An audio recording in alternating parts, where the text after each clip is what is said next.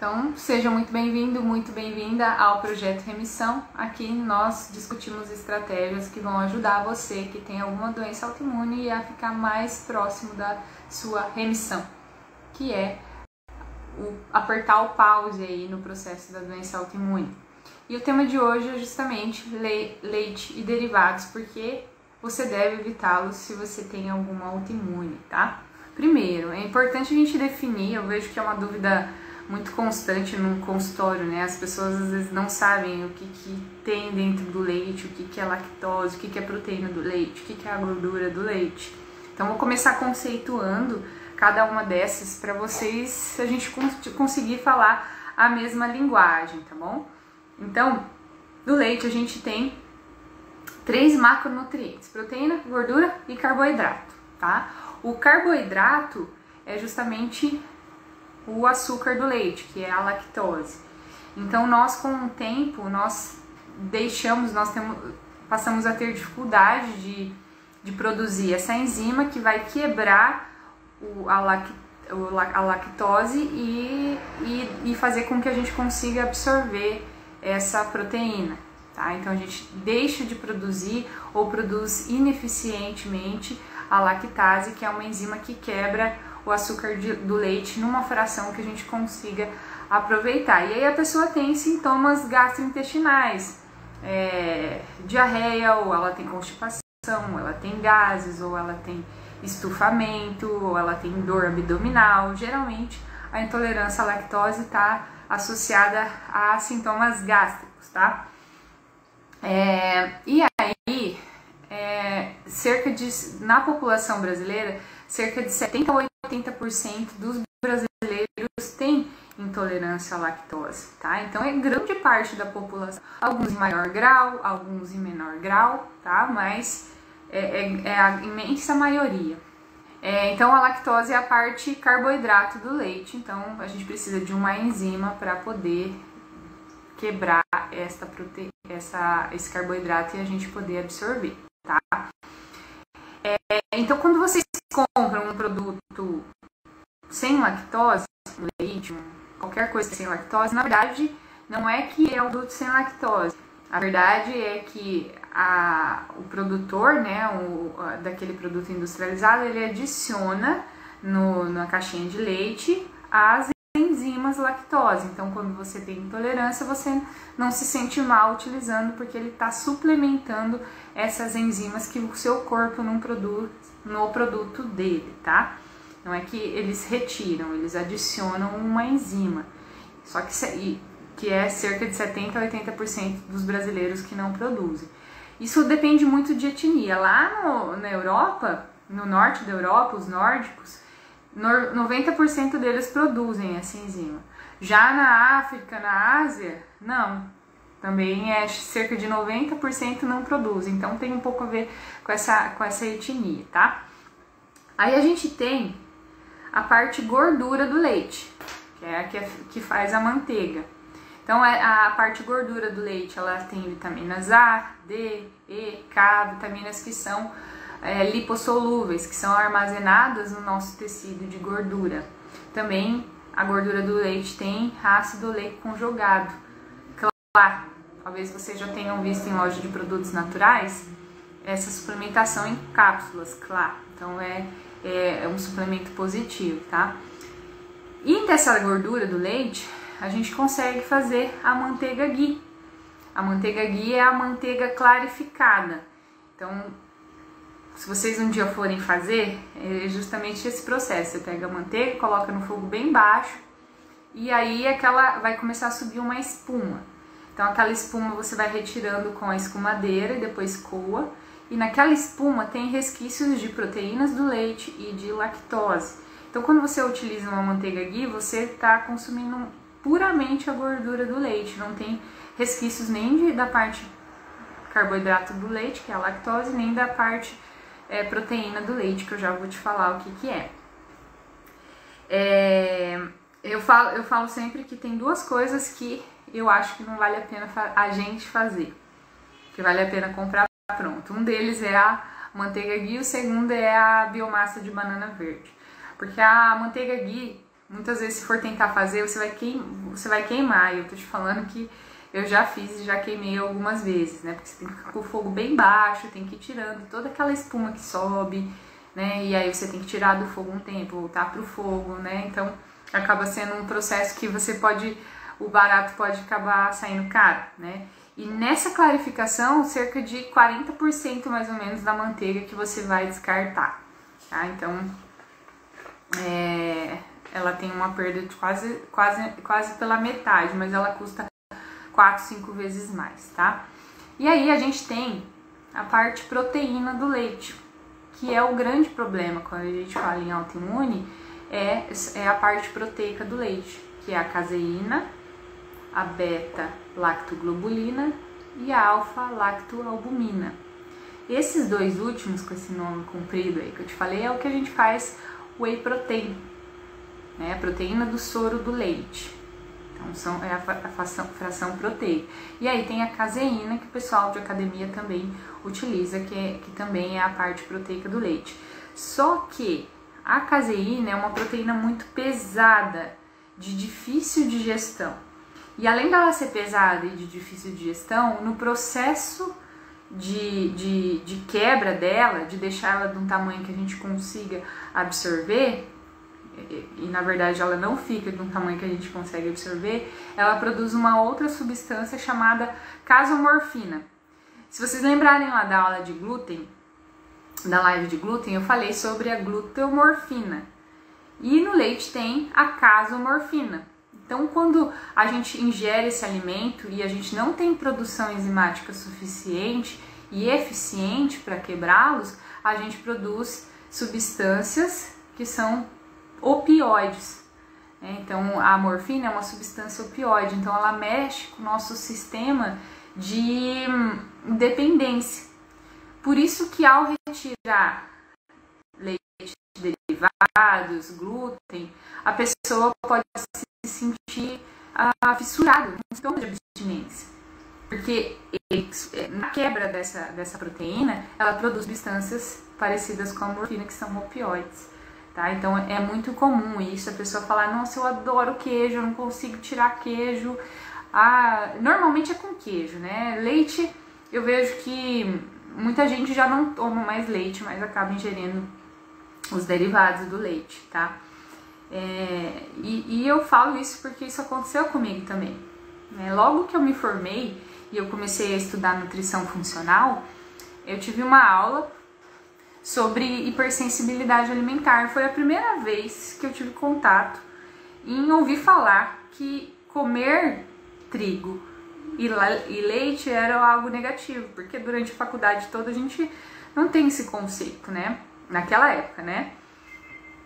Então, eu consumia e eu gostava, pra mim tava ok, comia o meu pão integral, meu leite desnatado, né? E aí, quando eu tive essa aula com essa professora, eu peguei e falei assim, não, eu vou testar o que ela tá falando. Eu vou testar esse protocolo de retirar totalmente durante 3 meses todos os derivados do leite e tudo que vinha do glúten.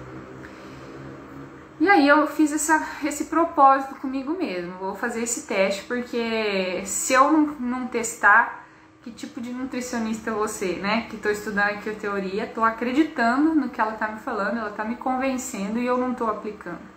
Como que pode? Pra mim era inconcebível isso. E é muito bacana dessa profissão, né, da nutrição, é a gente ter essa oportunidade de estudar, ver a teoria e aprender, e executar na prática e fazer teste ali com a gente mesmo, né? E aí eu falo pra vocês que durante os 10 primeiros dias eu meio que comi o pão que o diabo amassou.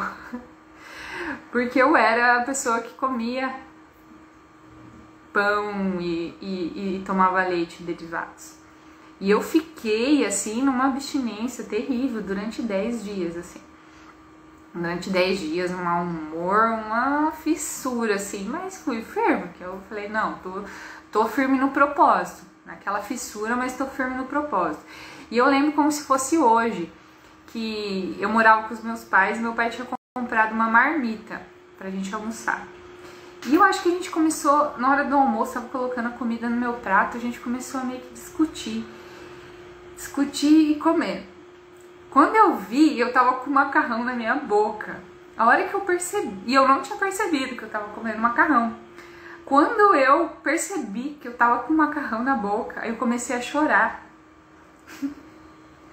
Eu comecei a chorar de tristeza, porque que eu não tinha nem percebido que eu tinha comido aquilo, porque eu tava indo contra o meu propósito de ficar 3 meses sem comer qualquer parte do glúten. Então eu comecei a chorar de desespero. Eu não acredito, eu sofri até agora, esses 10 dias, foi terrível.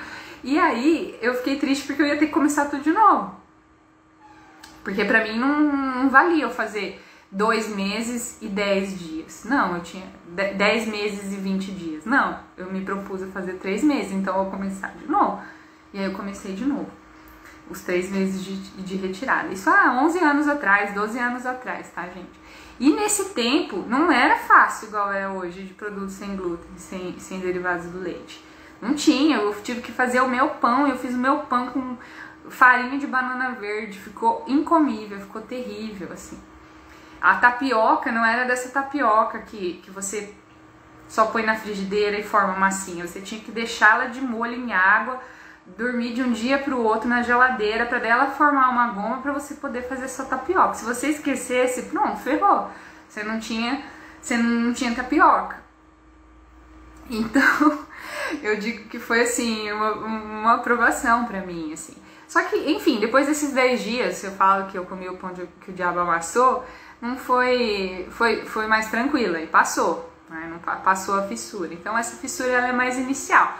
Depois não quer dizer que você não fica com vontade de ingerir, mas você não fica mais fissurado, mais triste, mais louco da vida. Só que para isso, para você fazer essa retirada, você tem que realmente ter um propósito para isso, você tem que ter um propósito muito firme. Talvez naquela época o meu propósito fosse emagrecer, esse propósito não teria sido forte o suficiente para eu conseguir levar isso do começo ao fim. Mas para mim, naquele momento, o meu propósito era estar condizente com o que eu estava estudando, com esse teste. Para mim, naquele momento, a ideia de eu como profissional executar o que eu estava falando e aprendendo era realmente o que estava me motivando. E para você pode ser que seja a sua remissão, você ter saúde, você evitar ter sua dor. Isso é um propósito muito grande. Então, cada um de nós tem um propósito grande quando a gente vai fazer alguma coisa. E a gente só permanece fazendo isso que a gente se propõe a fazer se realmente a gente tiver isso firme na nossa mente. Não, eu tô fazendo isso por conta disso, disso e disso. Porque se for um motivo que não é tão forte pra você, você vai desistir ou vai fazer meia boca, tá? Então tem que ser um propósito grande pra você, tem que fazer sentido pra você, tá? Enfim, e aí o leite ele tem essa caseína, que é muito difícil da gente digerir, quebrar.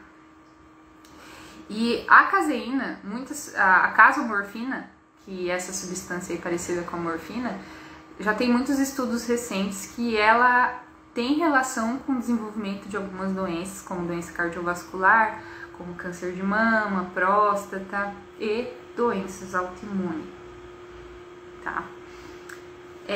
E um outro grande problema que a caseína tem é em relação à parte intestinal. Então você já sabe que intestino é causa e sustentação do processo de autoimunidade, né? Então, para a pessoa que tem uma doença autoimune, ela tem o que a gente chama de hiperpermeabilidade intestinal, ou seja, o intestino, que deveria ser um muro de proteção, com uma célula bem grudadinha na outra, ele fica esburacado. Esse muro de proteção, em vez dele ter um cimento que une uma parte na outra, ele fica com buracos. E quando ele fica com buracos, tudo que chega de fora começa a entrar. O intestino perde a capacidade de selecionar o que entra e o que sai. Então ele fica hiperpermeável, esburacado. Então se chega ali uma caseína, que é uma proteína grande, ou uma gliadina, que vem do glúten, uma proteína grande, e ele encontra um intestino esburacado, ele consegue passar e entrar para a corrente sanguínea. Quando ele entra na corrente sanguínea, o seu corpo produz anticorpos, que são suas células de defesa, para poder combater essa substância indesejada, porque é uma substância indesejada. Só que se você tem uma doença autoimune, seus anticorpos estão atacando suas células saudáveis. Se você tem uma psoríase, está atacando sua célula da pele. Se você tem uma alopécia, está atacando a raiz do seu cabelo.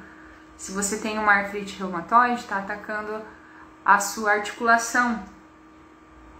Se você tem uma fibromialgia, está atacando o seu músculo. Se você tem esclerose, está atacando o seu sistema nervoso. Então os seus anticorpos estão atacando suas células saudáveis. Então a ideia é parar de fazer o seu sistema de defesa, os seus anticorpos, atacarem outras substâncias também. Se você dá estímulo para os seus anticorpos o tempo inteiro te defender, ele vai ficar nesse mecanismo de defesa. E aí ele começa a atacar tudo o tempo inteiro. E ataca as suas células saudáveis, fazendo com que você piore da sua autoimune ou com que você não veja melhora do seu estado atual, e aí talvez fazendo você desencadear uma segunda, uma terceira ou uma quarta ou mais autoimunes, tá? Porque o processo não paralisa, você não para, ele só se mantém, tá?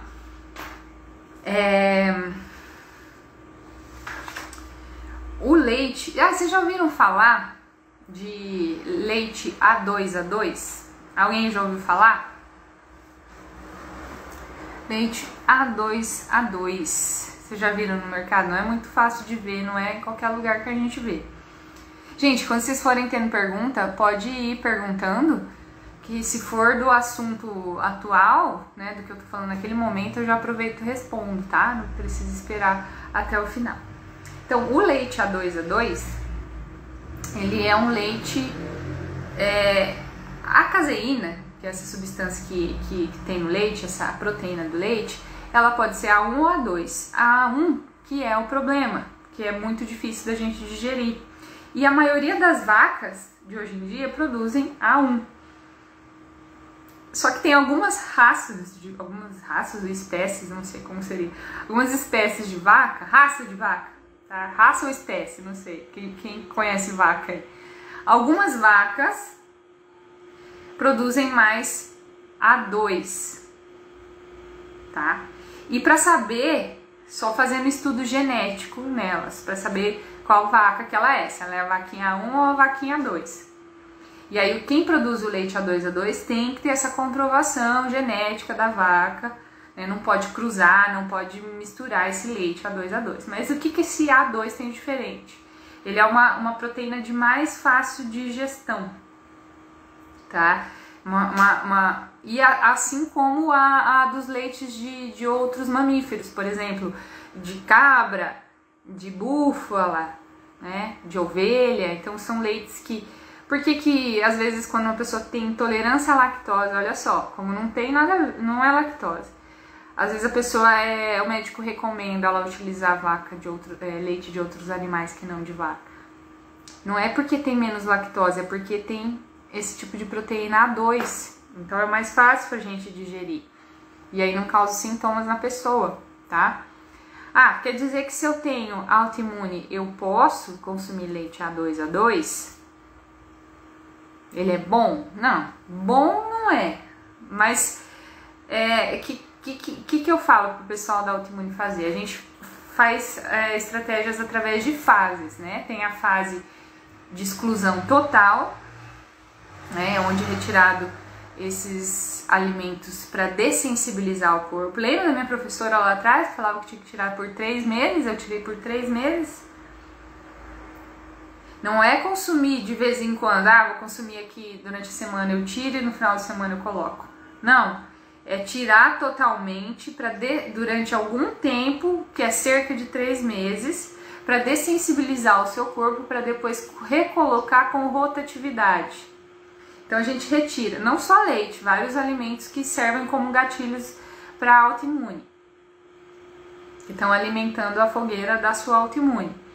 E aí você a gente retira por algum tempo e depois reintroduz um a um, avaliando os sintomas. Então tá, retiramos ali por 3 meses, a pessoa teve melhora significativa dos sintomas, vamos começar a reintroduzir? Então de repente ela vai comer um laticínio aqui um dia, vai ver como ela se sente, se não teve nenhum sintoma específico da autoimune dela, ou inespecífico. O que é um sintoma inespecífico? Ter uma névoa mental, uma confusão mental, uma dor de cabeça, ela não estava sentindo. Aí foi comer, ela começou a sentir, opa, então talvez não esteja no momento de reintroduzir esse alimento, tá? Então é teste. Ah, comeu, não sentiu nada, então daqui você não vai comer de novo amanhã, você vai esperar 4 dias e vai comer novamente. Então vai dessensibilizar o organismo e depois vai reintroduzir com rotatividade, tá? E aí o A2A2, o leite A2A2 seria uma opção para essas pessoas que querem reintroduzir tanto o leite A2 como os derivados do feito com leite A2A2, que é dessas vaquinhas que produzem esse leite que tem uma caseína que é mais fácil da gente digerir, tá? Uma coisa que eu ia falar é sobre os queijos. O que vocês acham? Qual queijo que é melhor? Queijo branco? Qual queijo é menos pior, tá? Não é qual queijo que é melhor, não, porque não é saudável, não é, mas existe um menos pior. É o queijo amarelo ou o queijo branco? É o queijo amarelo ou o queijo branco que é o melhor?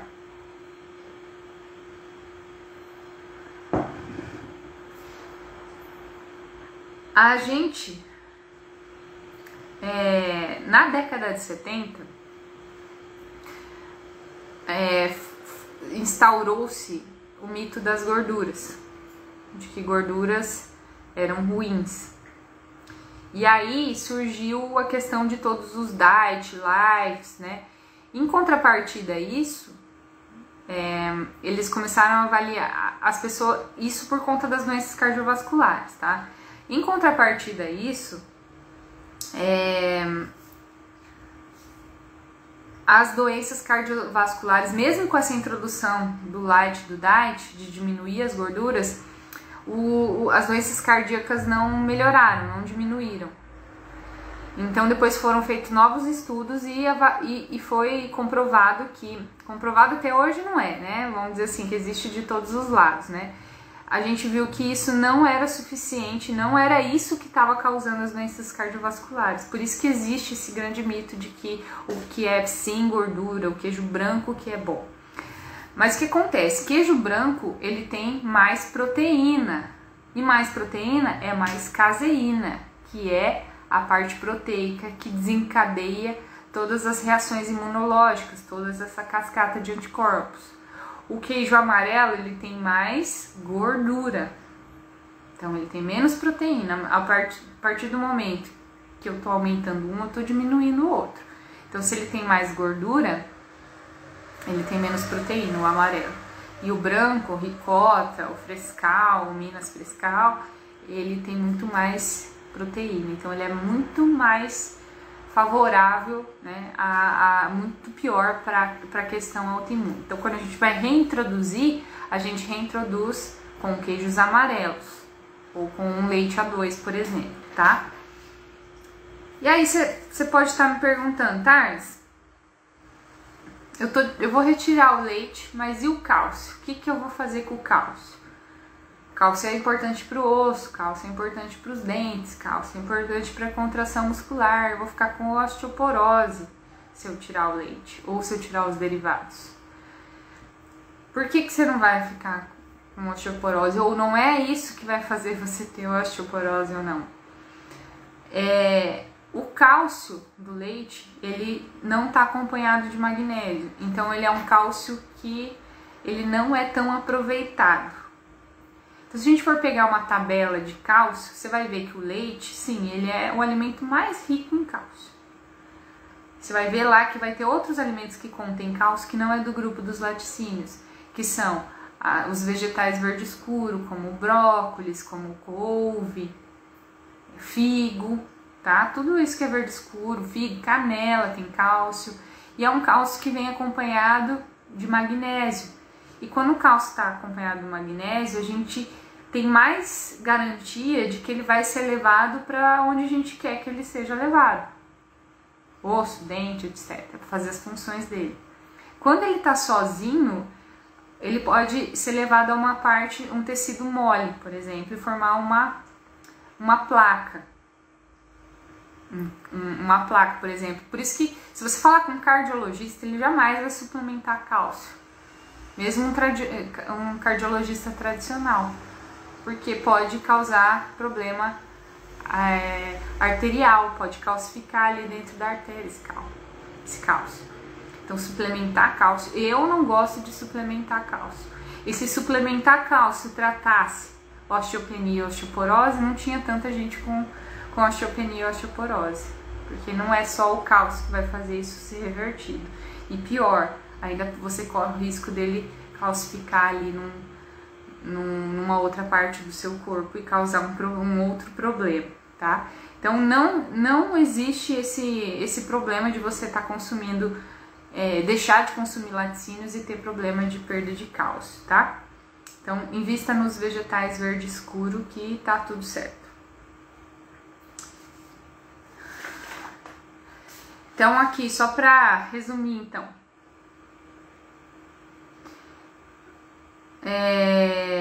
Leite, existe o leite escala dos menos piores, né? Tem o leite A2, que é dessas vaquinhas aí diferenciadas, vamos dizer assim, que elas produzem esse tipo de leite que tem um tipo de caseína que é mais fácil da gente digerir. Aí a gente tem o orgânico, que é a vaca só come pastagem orgânica, né? Então ela acaba sendo uma vaca orgânica porque o alimento dela não tem agrotóxico. Tem também o leite biodinâmico, que é o leite em que a vaca ela é tratada com homeopatia e fitoterapia.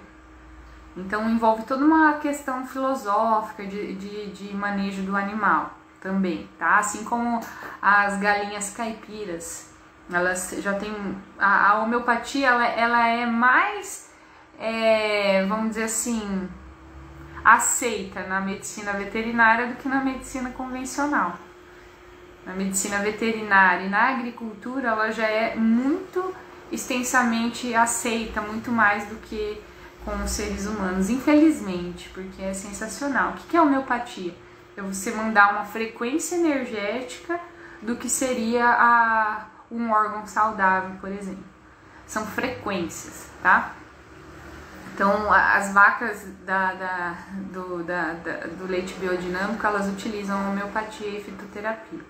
Aí tem o leite UHT, que é o de caixinha, né? Que ele é uma pasteurização sob altas temperaturas e curto espaço de tempo. Isso faz com que as partes boas do leite sejam extintas, né? As bactérias boas ali sejam mandadas embora. Então, mato ruim, mas mato bom também, né? Então, não é aconselhável. Então, nenhum leite é bom, tá, gente? Eu não tô dizendo aqui que o A2 é bom, que o biodinâmico é bom. Mas existe aquilo que é o menos pior. E se você faz muito questão, você tem essa opção de escolher o que é menos pior. Então, o pior de todos seria o de caixinha, porque ele é o UHT. Essa alta temperatura em curto espaço de tempo realmente é negativo, né? Então, aí você poderia utilizar o de saquinho, mas é ruim demais, tá, gente? Não é bom. E aí a gente tem o sem lactose, que na verdade não é sem lactose. Ele é adicionado de enzima lactase, faz com que a pessoa que tem intolerância consiga ingerir sem ter sintomas gastrointestinais. Letícia, ainda falam que é uma homeopatia placebo. Ah, Letícia, é complicado, né? Nossa, eu gosto muito, eu tomo, indico, né, tanto a homeopatia como os frequenciais quânticos, né? Então, a gente parte da premissa que a gente só recebe aquilo que a gente precisa, né? Então, se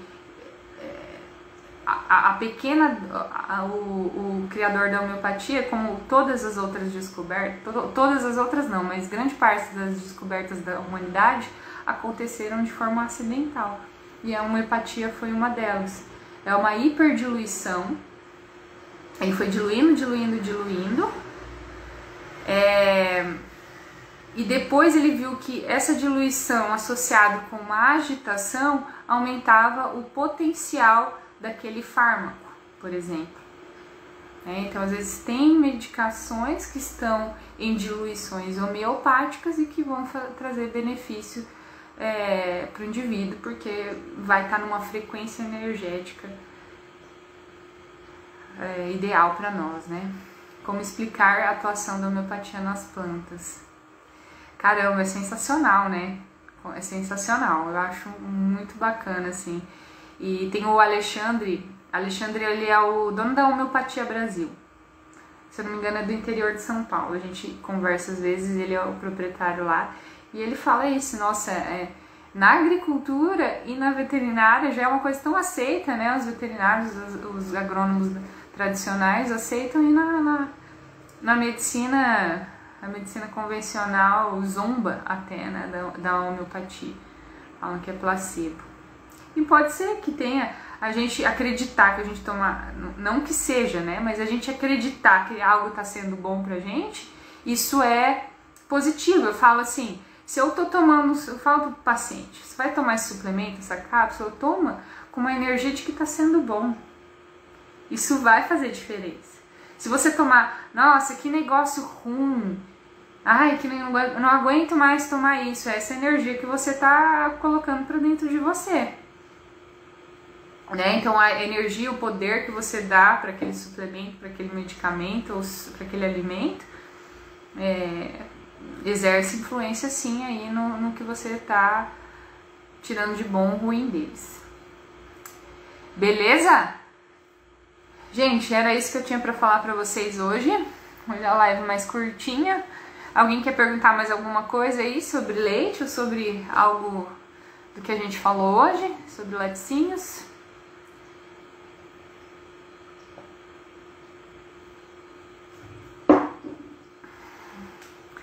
Sobre quais temas aí vocês me sugerem falar numa próxima live? O que vocês gostariam de ouvir? Alguém tem alguma sugestão?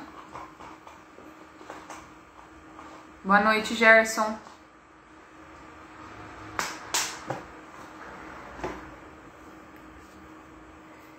Deixa eu ver aqui. Tá. Qual a diferença entre o leite e o queijo na ingestão? O que eles causam no intestino? Eu acho que eu expliquei isso, mas eu vou dar mais uma resumida, tá, Uda?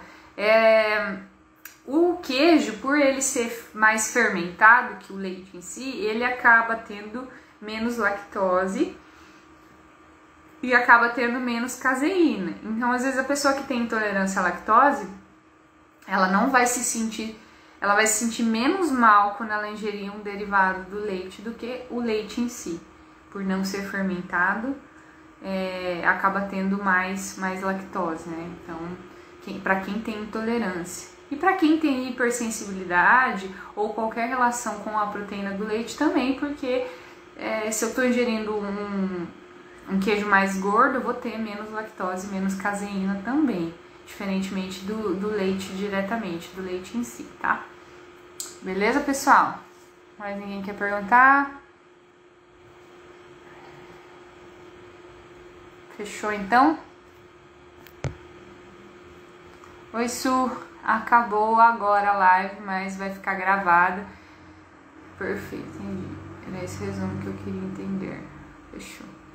Tá bom, gente. Então, todas as terças e quintas tem live ao vivo aqui às 20 horas. A partir da semana que vem vai ser sempre transmitida pelo YouTube, pelo Facebook, se você às vezes tem alguém da sua família que não utiliza, né? Manda um aviãozinho dessa live para alguém que você sabe que tem alguma autoimune que você gostaria que assistisse. Comenta, curte, compartilha. Vamos divulgar essas informações aí. Beleza?